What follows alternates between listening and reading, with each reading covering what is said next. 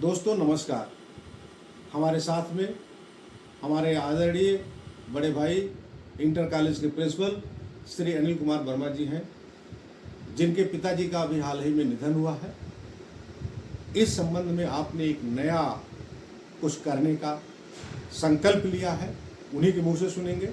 इससे पहले थोड़ी चर्चा मैं आपसे करना चाहता हूं कि ये शरीर जब खत्म होती है, समाप्त होती है, तो उसी के साथ भारतीय दर्शन की जो 5 तत्वों से निर्मित शरीर की परंपरा बनाई गई है, जो उद्देश्य उसके लिखे गए हैं, क्षिति, जल, पावक, गगन, समीर, ये जो चीज़ें हैं, ये सब उसका अंतिम संस्कार मृतक शरीर का करते ही अपने अपने जगह चली जाती है। मरने के दौरान ही हवा सबसे पहले 5 तत्वों में यानी हवा में विलीन हो जाती है।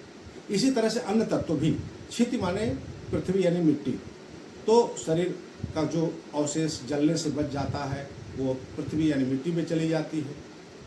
जल, खून का ही उदाहरण लें तो खून का 90% तो जल होता है। शरीर का भी औसतन 50% से अधिक जल होता है, 70-75% तक ये अपना जल में मिल जाता है। और पावक यानी अग्नि, अग्नि में तो जलाते ही हैं। इसके अलावा गगन यानी कि जो धुआं और लौ आग की लपटें आदि निकलती हैं, वो सब गगन में, आकाश में, शून्य में चला जाता है। और समीर, समीर का तो पहले बता दिया गया कि वायु जो पहले सबसे पहले निकलती है और जाकर वायुमंडल में मिल जाती है। तो इसी के साथ अंतिम संस्कार की क्रिया पूर्ण मान लेना चाहिए, क्योंकि बहुत से गरीब भाई दलदल में फंस करके दूसरों की नकल करते हुए परंपरागत ढंग से कर्ज में भी डूब जाते हैं। इसलिए भारतीय दर्शन की इस परंपरा के अनुसार पंच तत्व में विलीन का मतलब यही हुआ कि जिन चीज़ों से शरीर निर्मित हुआ उन चीज़ों में विलीन हो गया। इसी के साथ अंतिम संस्कार की प्रक्रिया पूर्ण हो गई। अब मैं प्रिंसिपल साहब से पूछना चाहूँगा कि आप अपने पिताजी के स्मृति में सर क्या योजना बनाए हैं? हमारे पिताजी का नाम जंग बहादुर वर्मा था। वो क्षेत्र के प्रतिष्ठित समाज सेवियों में थे और एक समय था हम लोग जब छोटे थे तो इतनी समाज सेवा वो कर डालते थे कि सवेरे से ही लोग आ जाते थे कि बाबा चलो यहाँ चलना है, बाबा वहाँ चलना है। दिन भर वो समाज के कामों में लगे रहते थे। फैसले, पंचायत, इन सब में भी इन्हीं प्रतिष्ठित लोगों के द्वारा ही निर्णय किए जाते थे। बहुत सारा समय उनका जाता था, लेकिन उनकी सोच दूरदर्शी थी। उन्होंने अपने बच्चों को खूब पढ़ाया लिखाया और उन्होंने कम पढ़े होने के बावजूद भी कभी बच्चों से ये नहीं कहा कि आप लोग पढ़ने न जाइए और घर का काम कोई करिए। उन्होंने पढ़ने पर बहुत जोर दिया, जिसका परिणाम है कि मैं मैक्सिमम जितना भी पढ़ सका, नौकरी लगने तक मैं पढ़ता रहा और उन्हीं के विजन, उन्हीं के समझिए कि सोच का परिणाम रहा।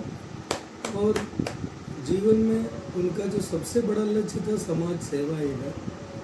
तो जीवन में मैंने अपना जो भी उनको देने का प्रयास किया सो दिया, लेकिन उनका सबसे बड़ा योगदान समाज को था और हम चाहते हैं कि आगे भी रहे। समाज सेवा उनका पहला कर्तव्य था, तो हम भी उनके नाम से और अम्मा के नाम से ट्रस्ट बनाएंगे और उस ट्रस्ट के द्वारा जो भी समाज सेवा के कार्य हैं वो हम करेंगे।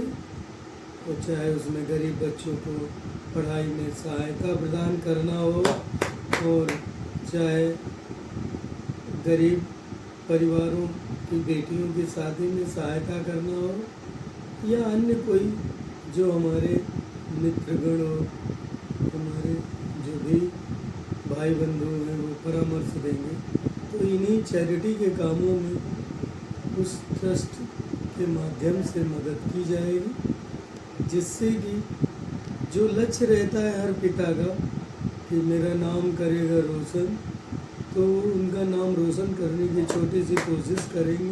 हम उनका जो लक्ष्य है वो पूरा करने का प्रयास अपनी तरफ से करेंगे। इसमें हमारे मित्रों ने, चंद्रशेखर भाई ने, रजनीश पटेल जी ने, गौतम वर्मा जी ने और कई हमारे मित्रों ने इसमें सहयोग दिया है, मार्गदर्शन दिया है। जिनसे भी हमने अपने चर्चा किया उन्होंने हमारी सराहना की और सहयोग का आश्वासन दिया कि आप बढ़िया काम कर रहे हैं।